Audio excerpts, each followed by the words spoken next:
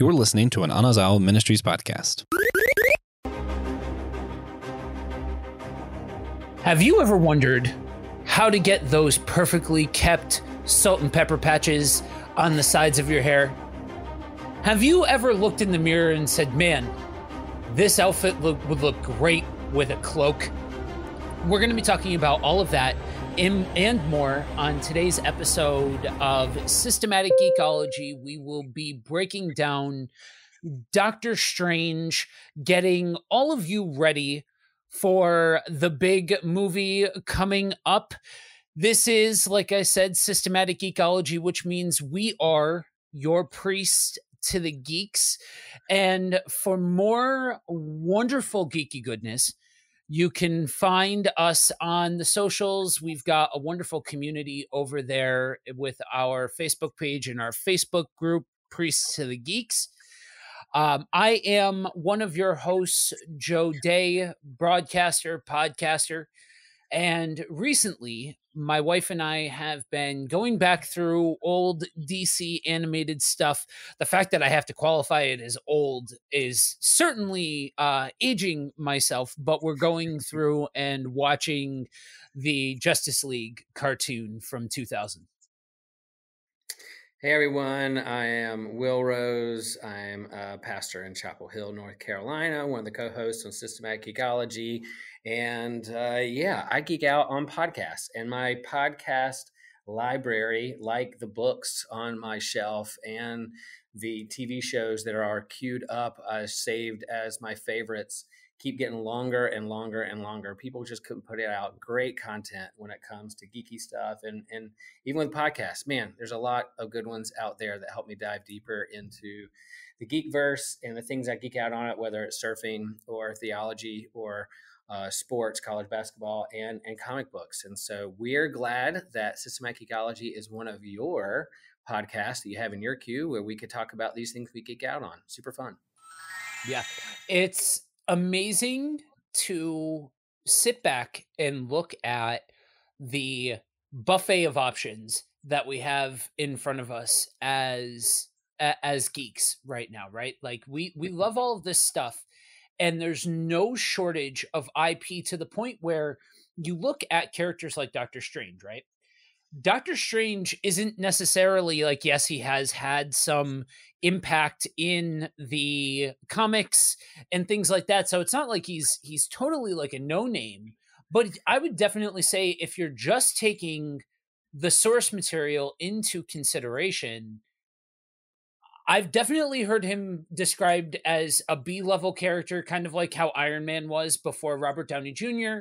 You know, somebody, a character that is, I guess, of lesser overall impact and importance, but we still get it presented in a way where this is one of the A-level characters that we can be excited for incredible storytelling. Yeah, I agree. And it's, like a decade ago, he wasn't on every T-shirt in, your comic book store or your, Walmart or Target. There were Cap and there's Wolverine and there's Venom and Joker, of course, and Batman and Superman. But really, these movies elevated Doc Strange to the forefront. And it's kind of like, you hit the hot topic of what's in pop culture. And so for a while there, it was zombies. A while there is vampires, and then Harry Potter, of course, magic. And well, Marvel has a magic superhero who practices sorcery and magic. Which one should we pull up? Doc Strange. Let's pull him to the surface. And he helps round out, a big team when it comes to Avengers, and you're playing with timelines and multiverses. Then he's the one you want to pull in to help handle and navigate those avenues. And I agree. Like, it can almost be overwhelming how much good stuff is out there in terms of podcasts and discussions and books. And so, you have to choose your geek diet wisely and try not to get overwhelmed. And like another one of our co-hosts on Systematic Geekology, as TJ says, he just watches what he feels like and doesn't worry about it. He just, whenever he feels like it, he's going to just pull something aside and do it. So, but yeah, this is a fun topic, and I'm excited for this movie. Like I I'm not. Yeah, I guess you could say like I'm all in for the MCU, and I understand it has its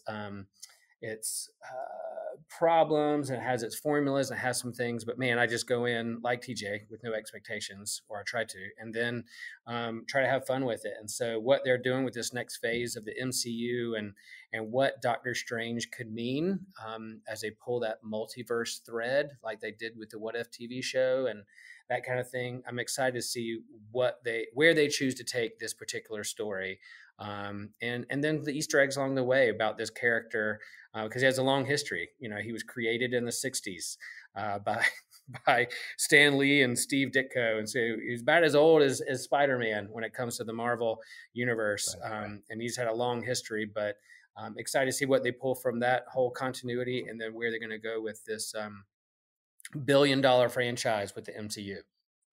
Yeah, I think Marvel is at a point now where they have nothing to lose by, I'm reminded of the line from Batman, right?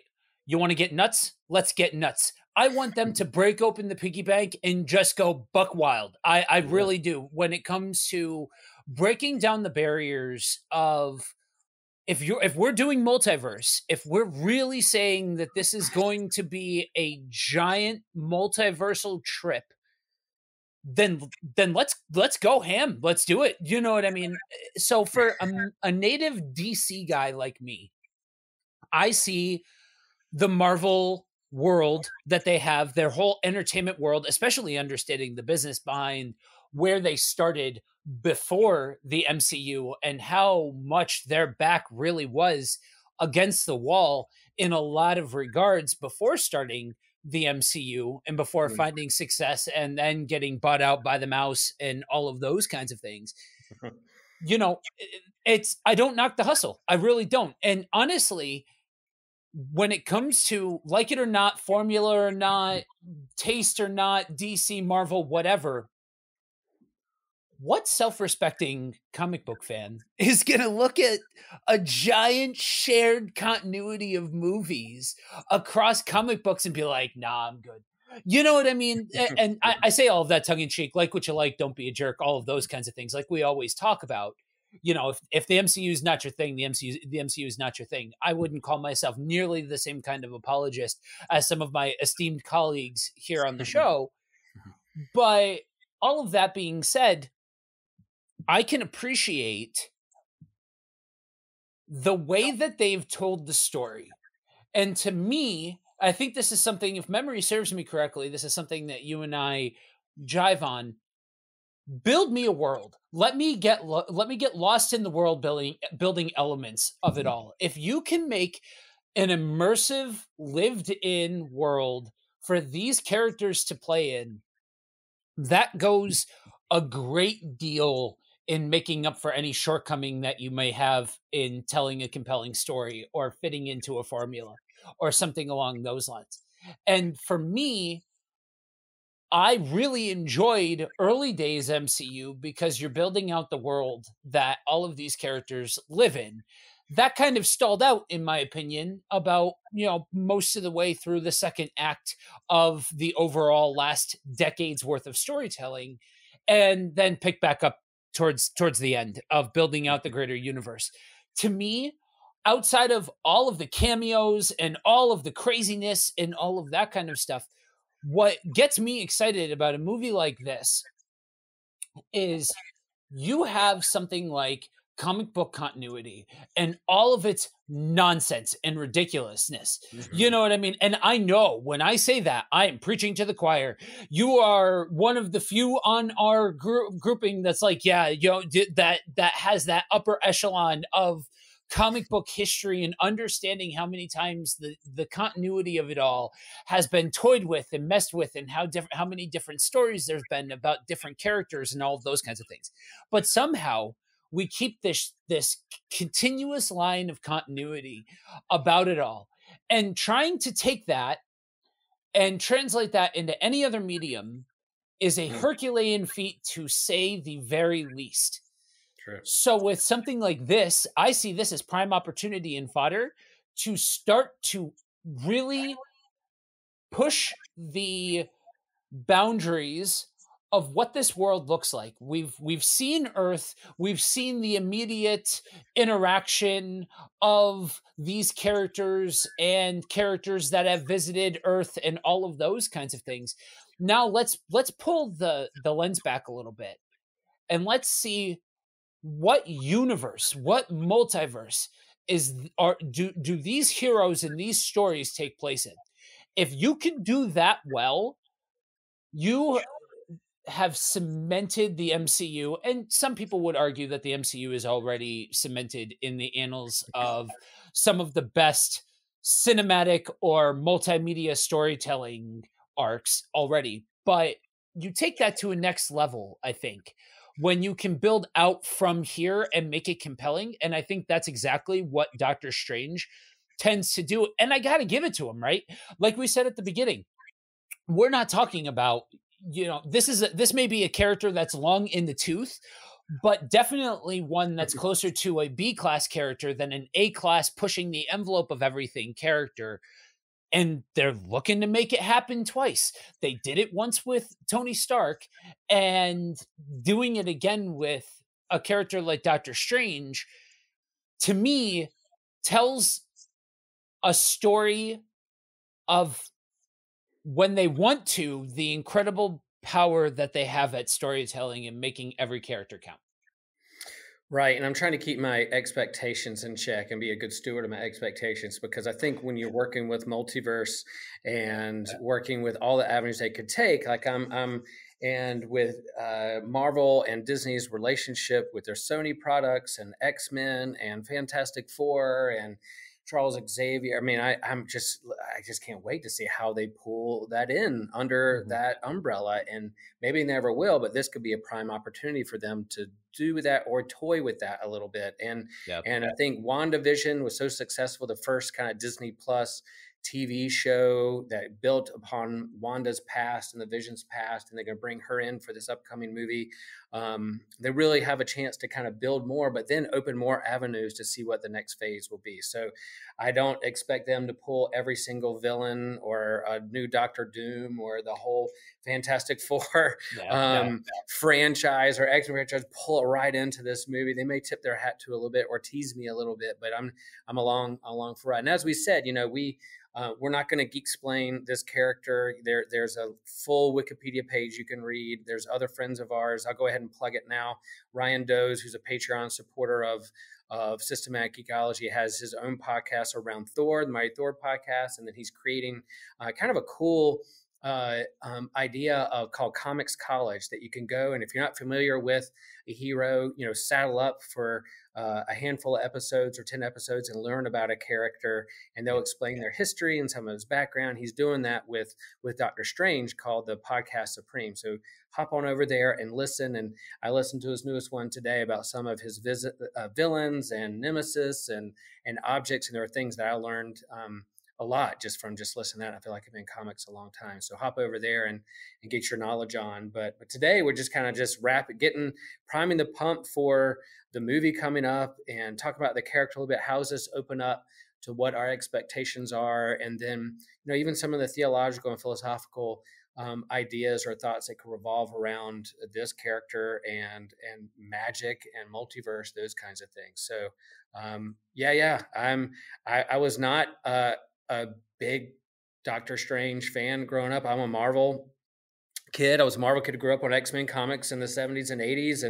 And it was Doctor Strange. I only really saw him when he popped up as a guest appearance or in one of those Saturday morning cartoons. He would pop up. And I always knew he was cool. Almost like that, like you said, that the graying temples, like Reed Richards. He was older. Here's this middle-aged man who's bringing wisdom and with a deep wisdom voice to bring to the situation. And, as a kid, I did not relate to him because I was like, cool, I want to be like a young mutant or Spider-Man or something. I don't want this dad telling me what to do. But now, as a person who has graying temples, I relate more with Reed Richards and Doc Strange. And so fun to see what they do with the character and how they continue to build on it. Yeah, my first interaction with this character was through the Spider-Man the Animated Series from the 90s. he made a cameo in that, and that was my first interaction with a lot of the characters like Dormammu, Venom, Carnage, Cool. so on and so forth. And so, yeah, that I never really grew up reading. I read some Marvel stuff, but I mainly stuck to DC stuff during that time. But this is one of those characters that when I did see him presented, it was kind of like a upper echelon sort of character, right? Like the old wise sage is coming in to help with an escalated issue and things like that. And again, that might be just byproduct of the context that I was introduced to the character. But yeah, the Saturday morning cartoons was the main way that I saw it. And it's it's funny because in talking about this movie, it's easy to miss some of the other things happening around Doctor Strange. Hmm. With Scarlet Witch, right? That is a character. I feel like there are a couple of characters that, for whatever reason, the full extent and I'll call extremity of their storytelling capabilities weren't actually touched upon. Now, Right. somebody somewhere is saying, what about things like House of M? What about things like No More Mutants? All of those kinds of things. Yeah, but to me, there are a few characters, right? This one is for all of you super comic book nerds out there. We're gonna go down a rabbit hole here for a second. Characters like Franklin Richards, characters like Valeria Richards, who is this insanely intelligent character, capable of so many things. Characters like the Human Torch, Scarlet Witch. There are these characters that if you recontextualize their power set and turn the volume up to 11, you have somebody that can do multiversal damage. And so Right. to me, seeing that they are making this character and especially this portrayal of the character, because again, WandaVision was chef's kiss. I think WandaVision beat out any of the other Disney Plus TV shows that they put out. I think her portrayal of the character is out of bounds. Absolutely awesome. I cannot say enough about it. So seeing this character being put in a position of, okay, we're going to push her out into the limelight and say, break the multiverse. That to me is believable. That to me is finally exploring a different context for this character that really could do this if they wanted to. You know what I mean? Yeah, and I think some of these the genre of comic books and superheroes and the movies, like you have the villain threat of a neighborhood, the villain threat of a country, the villain threat of even the world, but when someone like Scarlet Witch shows up or Doctor Strange or almost on like watcher level, when their face appears, you're like, uh-oh, this is a universal threat, a multiverse threat. Like, oh, Yeah. we're just kind of leveling up on the seriousness. And I think that's when he showed up in comics or even on the cartoons, you're like, whoa. It's one thing to face a villain who wants to rob a bank or wants to take over a country or whatever. It's another if there's like unseen magical spiritual forces at stake that you can't really put your finger on or understand or see with your own two eyes, that they're explaining this kind of mysterious what's behind the curtain and what are the governing forces behind the laws of the universe, the fabric of the universe. So that kind of levels up your like, oh, okay, here we go. So yeah, and it's kind of like me in my life. Yeah, I'm going to tackle this one task. I need to get to work on time. I need to make sure I pay my bills. But then there's like the overall existential questions of what's the meaning of the universe and what's the moral arc that guides my life and my family and where do I get meaning? So there's the level up aspect of me doing my daily task and thinking deeper. And I think Doctor Strange taps into that. And I'm glad to see that this movie lends itself to that. And I'm hoping even at the end of this movie, that they, just like WandaVision did. Man, it was, WandaVision came right at COVID, and people were grieving, and that whole, like, what do you do with your grief? How do you handle grief in a healthy way or not? Was a big question that really had ramifications and an impact, not just on the geek culture, but everyone, in my congregation. We were talking about it, and so that perhaps this could help us do the same, to talk about, another avenue to go around and talk about, what is it that, what's in control, what's in not control, what's unseen, what's seen, what are the laws that govern the universe or not, that can help lend itself to those bigger questions.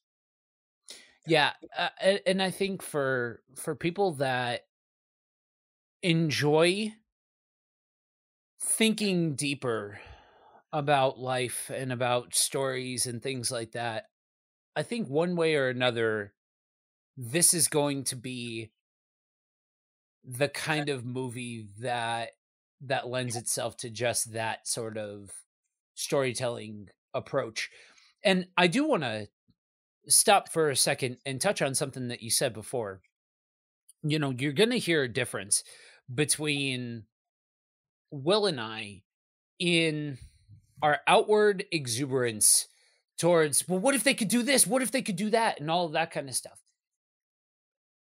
The key to balancing that out, if you tend closer to my side of being like a kid in a candy store where you see the giant chest of toys and you pull the toys out and you're like, what if this and what if that and all that kind of stuff, understand that there's a million different ways that they could tell the story.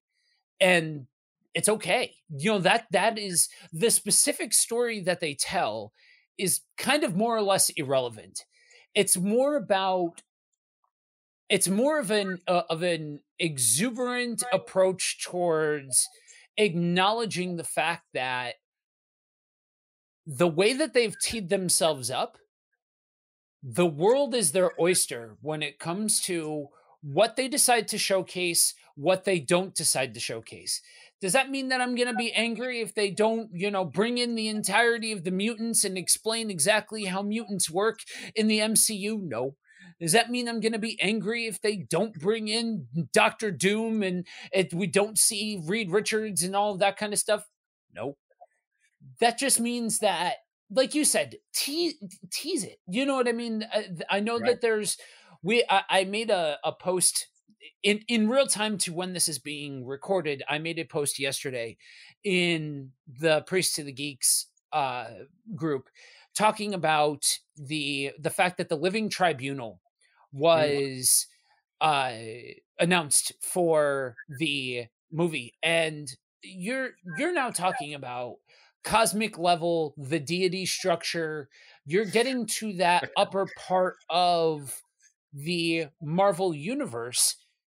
And so to somebody like me, I'm like, man, the table has been set to, like I said, just go buck wild. Just throw everything out there and go for it. Yeah. But however they get from point A to point B is much less relevant. Right, but man, they have Scarlet Witch sitting right there. And she a mutant? Is she just an anomaly? You're sitting right there. You alluded to House of M. For those comic book fans, you know what we're talking about. But if you're not a comic book fan, go back and look at House of M and what they did with mutants, and whether you like it or not. That's when I really started getting back into comics, when that big event happened, and I loved it. The art, the writing, I was all in. I was like, oof, I like drinking water from a fire hose. I was just like, man, this is so good. And I so now that you have Scarlet Witch and she could say more mutants or no more mutants, maybe she reverses it. I don't know. I'm trying to be a good steward with my expectations. And if no mutants show up and there's no X-Men at all at the end of this movie, fine, we'll wait till later on down the road. But like, she's sitting right there, she's teeing it up, she's there. We'll see. We'll see. I'm excited to see what happens. And yeah, and like, it's going to be a lot of shattered glass and a lot of shattered realities, but how they put it back together, or not, will be fun. I'll have my popcorn ready. Yeah, it's the wrestling fan part of my brain that likes to book the territory and all of that kind of stuff. I'm sure for all of you sports ball fans out there, I make that joke. I used to be a big sports fan, but I've fallen out of love with it. but you book what if this happened, what if this player was on this team, whatever. Different fandoms have their version of it. So I have had my thoughts of, well, they could do this. Well, what if they do that? As far as the specifics of like introducing mutants, do I hope that they introduce mutants in this?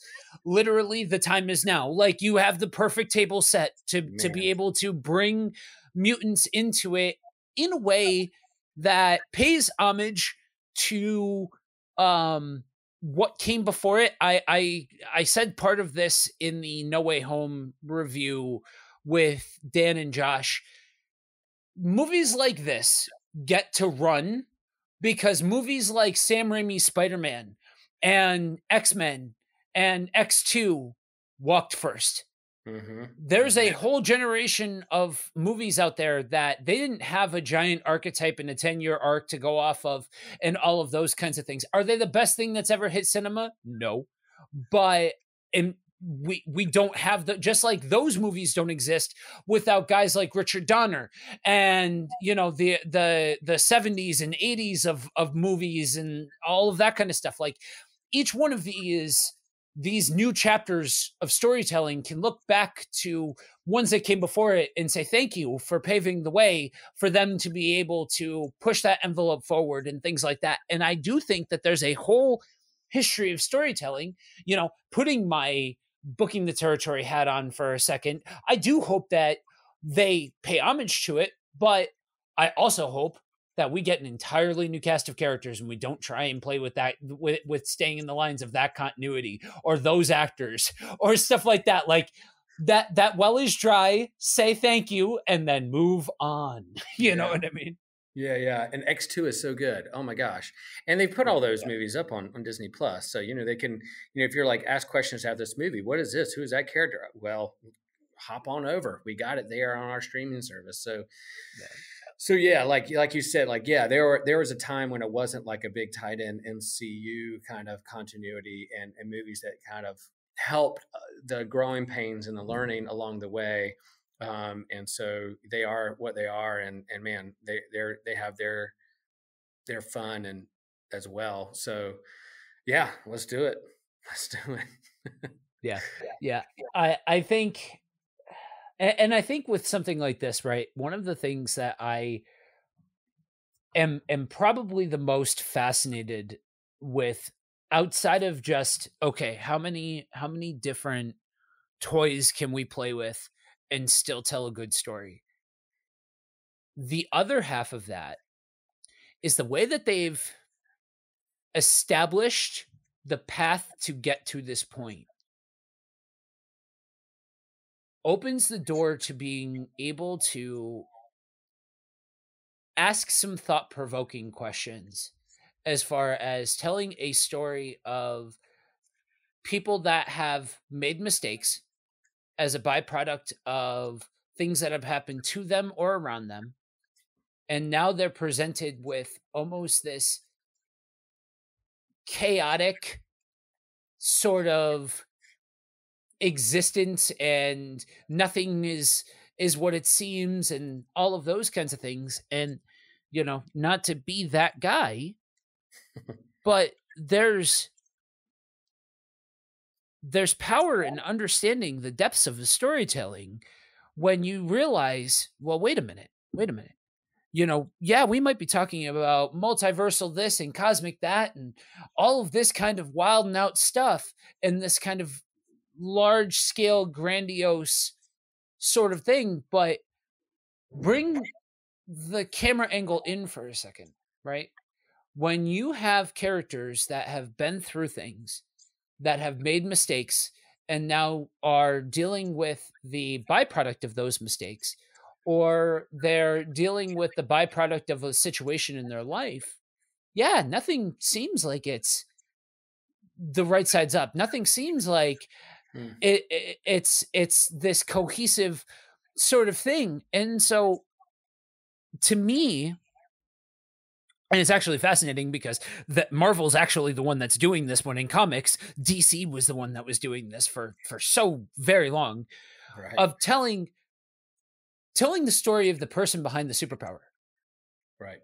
If you can tell that story, and then on top of telling that story, you've got Scarlet Witch and you've got mutants and you've got multiverse and you've got Living Tribunal, which we can do a whole character dive onto that, but you're talking only steps below the Marvel Universe equivalent to God. Yep. When you're talking about the Living Tribunal, and you're talking about a character that is meant to keep order to the multiverse and things like that, that you can have all of this craziness, but then ground that in a story of how these people behind the superpowers are dealing with all of this. I think that to me speaks more to congratulating Marvel for the road that they've taken to get to this point, and acknowledging the high points, because it's so easy to get on here and to talk about the formula and to talk about the corporate structure of it all that it's turned into and all of those kinds of things. But you don't get to an ability to be able to say, man, what if this movie is what it is? And be able to have exuberant, I wouldn't say expectation, because I'm not necessarily expecting any one thing. I'm just excited.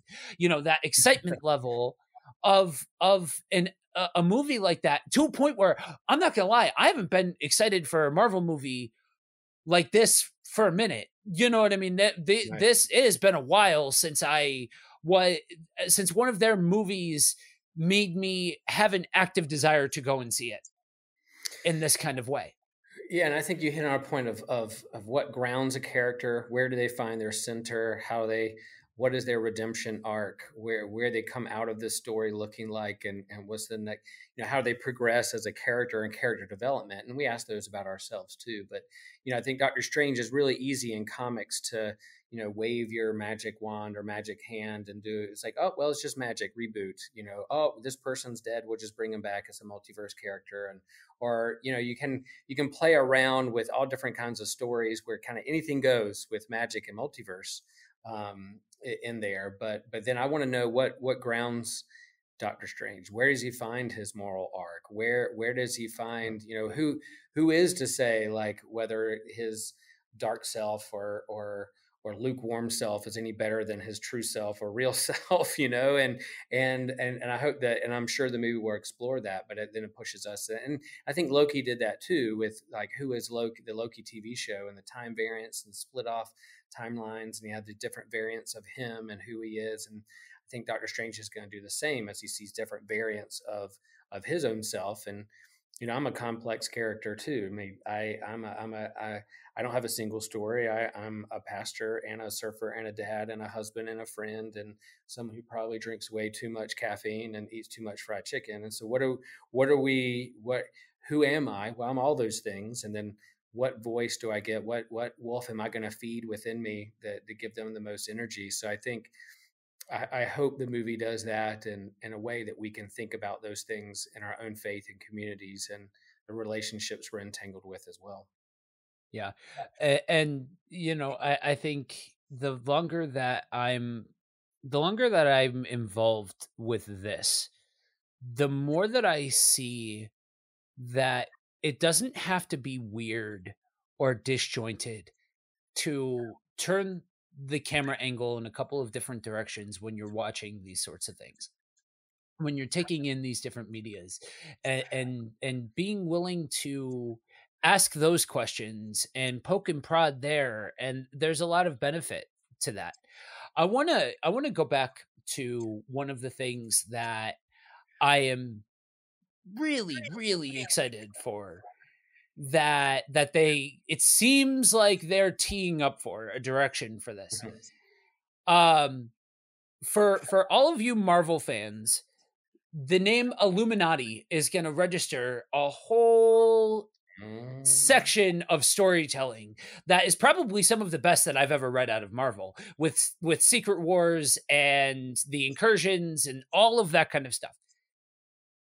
For those of you uninitiated, the Illuminati is kind of a collection of the smartest minds and the leaders of the Marvel universe. It is Captain America, Doctor Strange, Reed Richards, Black Panther, and Tony Stark.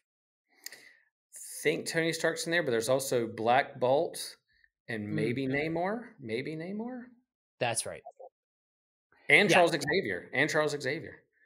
Yeah. So I'm really hoping that we get in I'll call it a post-Avengers world. Before we get the new iteration of the actual Avenger team, which I personally am hoping is the Ultimate Avengers, but that's a whole other conversation. I think we have a prime opportunity to open the door for kind of a new team collective, some sort of collective that stands in the gap there. And I don't think it needs to necessarily be nefarious, but I do really think that that could be a really cool plot device to introduce some of these characters. I don't think we're going to get every single one of those characters introduced in Doctor Strange, but you have a good 60% of the group already introduced. So I think it's prime opportunity to be able to introduce at least some of the other 40%. Yeah, and so like the first phase of the Marvel Universe, the MCU, they brought in these characters and had their origin stories and brought them together as a team, and they worked together as a team, but they also had inner conflict and arguments on how the world should operate and work. You're in a prime opportunity now, post the Thanos snap and kind of a new world they're a part of, to have another kind of team be brought together to be as the Illuminati or these kind of governing tribunals of Earth to kind of think through what about the next big threat.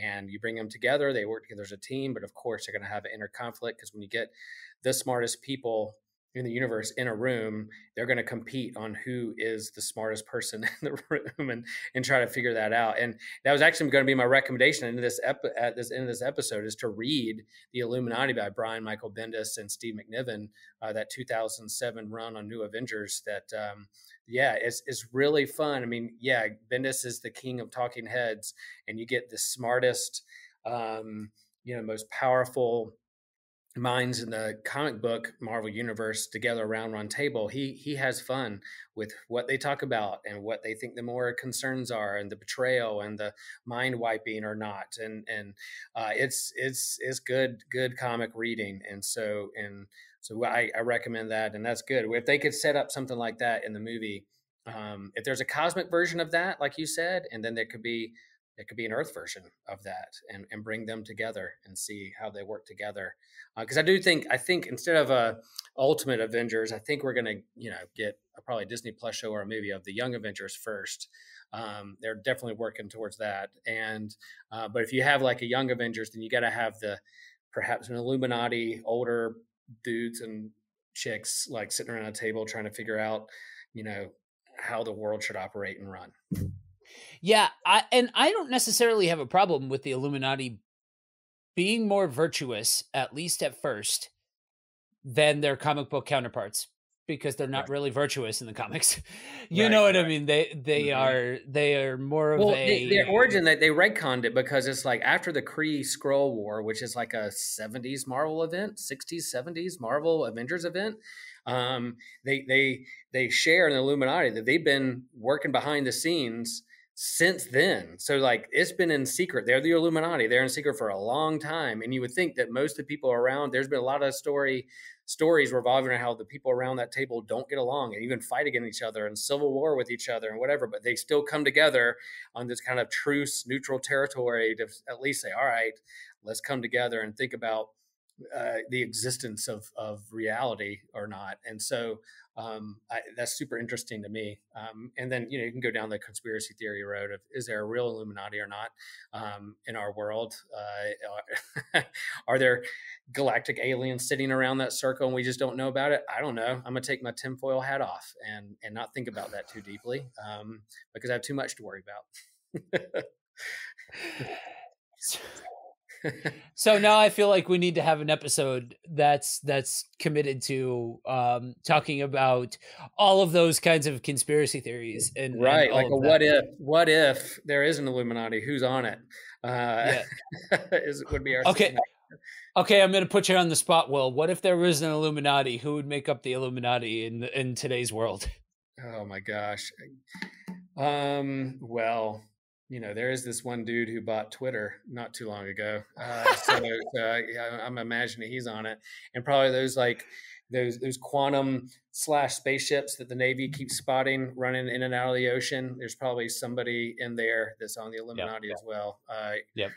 There you So yeah, that's just a teaser. If you want to know more of my thoughts on who's on the Illuminati, it's not a Kardashian. Check us out at It's not a patreon.com. Kardashian. It's not a Kardashian. It's probably not LeBron James. I'm definitely not on it, if you're wondering. So no one's telling me about it, but that'd be a good systematic geekology. There's the comic version, then there's a real life version, and we go down that road. But that's fun to think about. Yeah, Sure. yeah. And you can find more of our thoughts on that at patreon.com/systematic geekology. Right. A Patreon episode where we really get political and talk about who really thinks on the Illuminati. So, yeah, I think if you're going to tell the story of the Young Avengers, I get it, especially owned by the mouse, and you want to keep this thing going forward, all of those kinds of things. You know what? Fine, whatever. Am I the biggest fan of the idea of telling, a story about the JV squad of the Avengers? No, I'm not. But then again, I'm not a Marvel person, so it's not like I read through Young Avengers or I have any connection to these characters or anything else like that. I'm a jaded 90s kid DC fan watching the MCU. So yeah, my point of view is going to be a bit swayed as far as that goes. But I do agree that if you are going to go that route and you are going to establish the new generation with maybe, a tie to the original team as like a mentor training figure, something along those lines, fine. I do think you have the pieces in place with that with Falcon. I think that he could make a really strong leader for that sort of new recruits team and all of that. Great. But like you said, that leaves the door open for kind of a heads of state sort of council to be present and active in this universe where they are the ones that are assessing the cosmic or multiversal front of the things that are going on, all of those kinds of things. And honestly, I really think that there's all of the right pieces in place to be able to use the pieces that you have on the board already, coupled with introducing a couple of new pieces to tell a really compelling story. Again, to go to Marvel's benefit with the way that they've told their story and the time that they've taken, each one of those toys in the toy box also is coming to the table with enough substance of backstory that's a really intriguing prospect to be able to see some version of the council of these imperfect men all together, making the decisions, making the hard decisions, assessing the larger threats, all of those kinds of things. The world is your oyster to tell those stories and pepper them in, right? In my mind, I see something like that almost becoming the new Nick Fury of it all. You had Nick Fury in the first 10 years, kind of peppered in throughout, interacting with the larger, almost in a Uatu sort of role, being the watcher, being the help me out. The man on the wall, right? Is that what it's referred to? What he's referred to as in the comics? Yeah, in the comics, yeah. The man on the wall. That went down a road. But if you're gonna do something new with the character, why not? Shoot for the fences, shoot for the wall. That's what you want to do. But yeah, that round table, like, man, you could mix it up too. Like, why not? Maybe Doctor Strange at the end says, I don't want to do this, but Scarlet Witch, you do it. You're on that council, and maybe they do pull a Charles Xavier from the multiverse and let him sit on it, and then you have a handful, because I mean, Iron Man's dead, Caps is retired or gone off into the sunset. So who do you bring on there is this next phase? But as long as you start building to it, yeah, I'm there for it. That's fun. That's fun. And again, if they don't do it, that's all right. We'll see what direction they go. Right. Yeah, I think it would be a very smart decision to put at least Scarlet Witch on the Illuminati if they were to build one. So fan casting, real quick. Again, we hold all of this with loose hands, yada yada yada, all of those kinds of things, all of the asterisks that we've already talked about. But quick, if you had to pick, I don't know, 5 to 8 people that were going to be on the Illuminati with a combination of the characters that are already in play with hopeful character inclusions that could be coming down the pike, who would be on the Illuminati for you? Oh, man. How many do I get? How many picks? 5 to 8. 5 to 8. I mean, golly, I would put Black Panther on there, but dude, he's gone. The guy who played him is gone, and they killed him. Like, someone from Wakanda would have to be on there. Scarlet Witch. I would like to see. Oh man, yeah. There's gonna be some pauses here on this audio for folks. Gonna be like, did my audio just go out? Yeah, I think I need to sit more with that. I think I definitely. I got to reassess the kind of the lineup for Avengers and who's still on the board and who's not, and who was killed off or not. But yeah, I mean, is Bruce Banner still hulked out, or is he smart? Is he back Bruce? Like, what would he be on there or not? Do you pull in somebody cosmic from like Guardians of the Galaxy because they have kind of a world, vision of like the universe, not just Earth, kind of dynamic? Do you have someone spacey on there? From the universe? Those are good questions. I love it. But I would like, if they went down that road, I would like to see someone pulled out of the multiverse, someone in the Sony verse, the X verse, or even X-Men or Spider-Man verse, to kind of come in and be like, okay, they're a part of this too, because we know that there's a multi-dimensional, multiversal element to the fabric of reality. So I'm gonna let my early generation of more modern comic book movie fandom fly for a minute. My quick off the top of the dome lineup would be I really think that Nick Fury should be on there. I think that you get Black Panther's sister as Black Panther on there. Mm-hmm. Scarlet Witch, Doctor Strange. I would love if they introduced Namor, because I think Namor is a really cool character. If you allow the shades of anti-hero to be present, he's not a guy that's going to be super plucky and, happy-go-lucky by any stretch of the imagination. Yeah, dealing with humanity is an unfortunate byproduct of being the king of Atlantis. So, and he's always that first, the king of Atlantis first. I'm fine with Thor. Thor's whatever, as long I just want King Thor. If they make King Thor, that would be fantastic. Otherwise, I'm not here for frat guy fat Thor. I'm not here for that. I just angered some Marvel fan somewhere. But I think that pulling in that extra dimensional character, Sir Patrick Stewart himself needs to be there as Professor X, as kind of the old sage voice on the team. I think chef's kiss. Old man Xavier. Yeah. I think that's it. Kind of an old, been there a long time. And there's different younger versions of him out there, of course. Right. In all kinds of movie threads. But yeah, old man Xavier with him would be pretty epic. Yeah, I stand by that 100%. So, and to get extra nerdy for everybody, I would love if they pulled him from Days of Future Past, from that version of Professor X specifically, that's been through the wartime and the peacetime and all of those kinds of things. I think that would be perfect. Love it. But again, hold it with open hands. There's a million different stories that they can tell. Just a bit of Yeah, fun, and we'll fantastic. be on the other end of the movie and talking about what we thought about the movie and what happened or didn't happen, and all this could be for naught. But that's what makes comic book shop and this kind of systematic geekology talk, geeky talk, fun, because it stokes our imaginations and plot lines and what we geek out on. So that's all part of the thought experiment and the fun about it.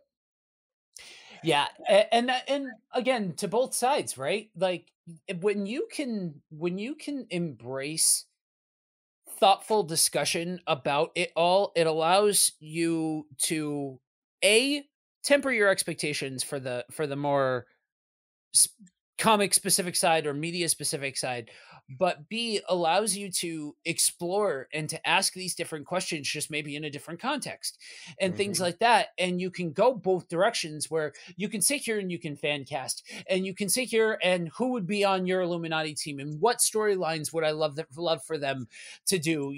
I think Scarlet Witch could do a reverse No More Mutants and speak mutants into existence. But at the same token, you go the other direction of, well, what if I found out that there was a multiverse? What would that impact as far as my thoughts on God? What do I think of the fact that scientifically we're trying to push boundaries into these different, to see if these different more sci-fi elements of what we're talking about, if these are actually true? And on both sides of that coin, if you allow yourself to think deeper and to take a step back, you get to play a lot. Yeah, there's some heavy topics in there, but it's fun to toy around with those. Yeah. What if? That's another good what if. If we found out there is a multiverse, what would that mean? And what's my perception of the universe? Same way with the aliens. We get physical proof there are aliens from other planets. How would that shape our worldview and view of the universe, our view of religion? I still think belief in God and the big questions we wrestle with aren't going anywhere, and it'll take them to another level. But but it will definitely change things and make a sense of urgency or level up the way we think through things in a whole nother way. Just like the discovery of the new land, or the so-called quote unquote discovery of America, or the world's not flat, or the sun, we revolve around the sun. Those were game changers in how we looked at the universe. And I think there's definitely other things to learn that will happen. I don't think it'll be the end of Christianity, the end of religion, the end of faith. It'll help us go deeper and help us look at things from a different angle. Yep.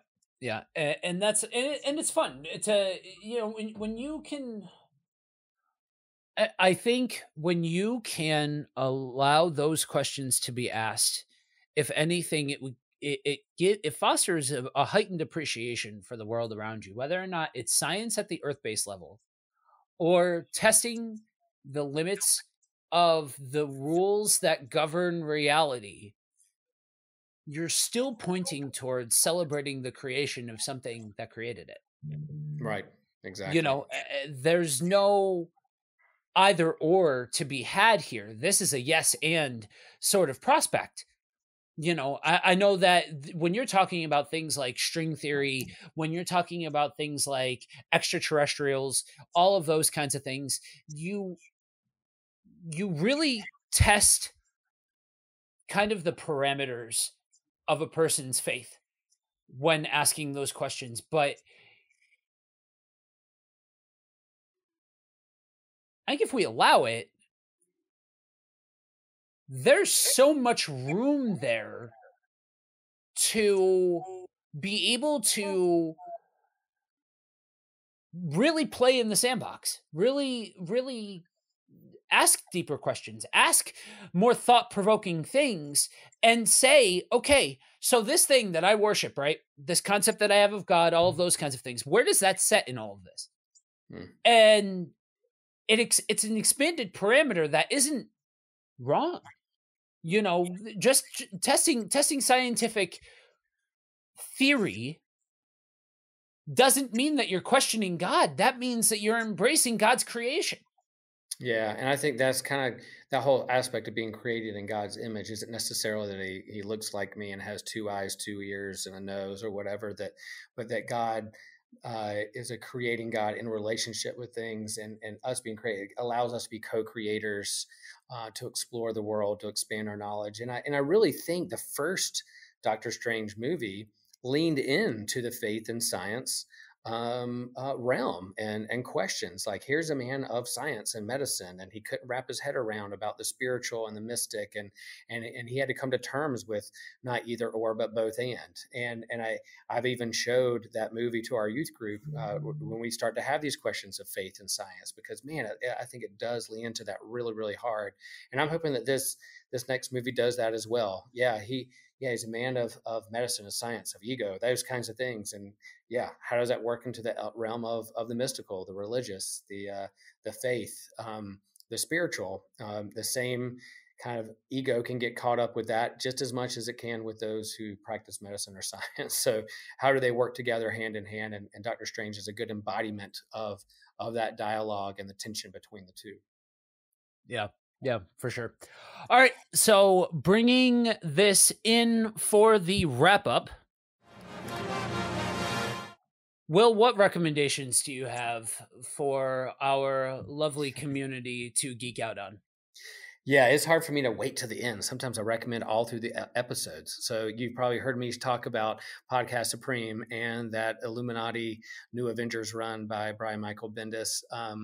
And then, of course, go watch the first Doctor Strange movie with the mindset of what is this dialogue of faith and science, and how can they work hand in hand with each other? Or what's the tension between the two, and where are the challenges? So perhaps go back and watch that first movie through a different lens, about how our faith can work with science and medicine for the greater purpose and greater good of the world. Yeah, come on. Okay, I'm back.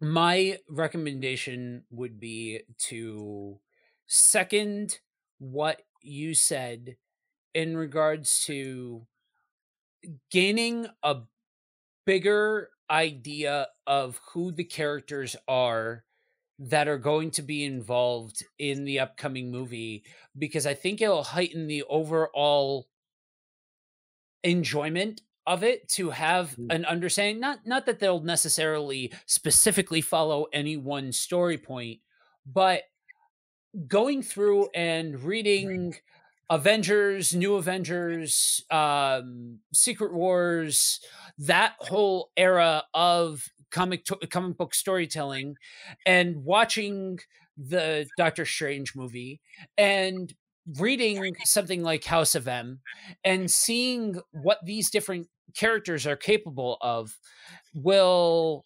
overall benefit the experience.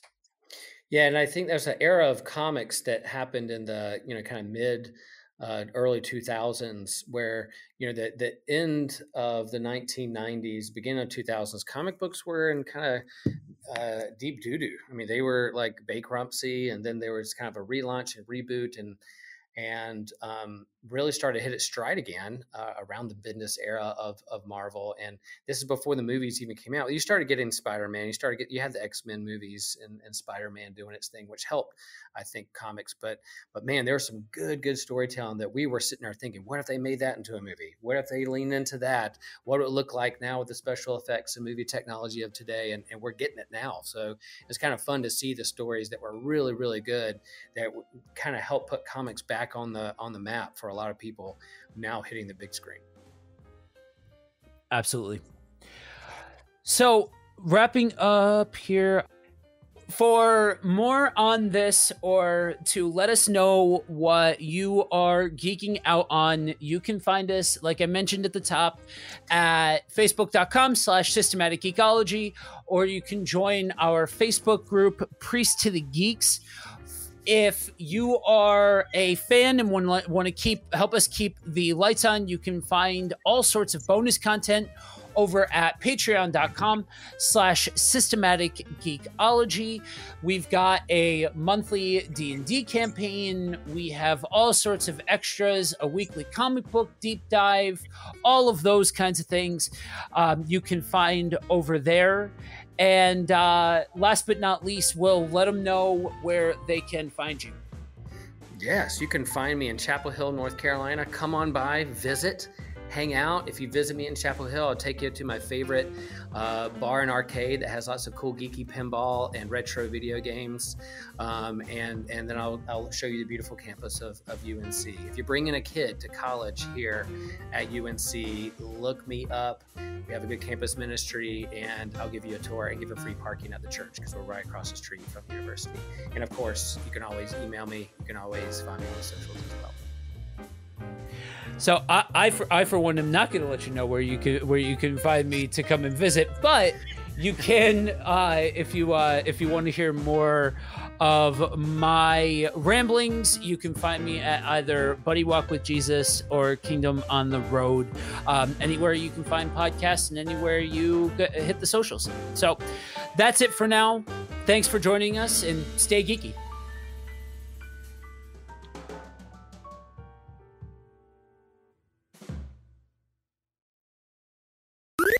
This was an Anazao Ministries podcast. If you enjoyed this show and would like to learn more about our network, be sure to check out the Anazao Ministries Podcast Network.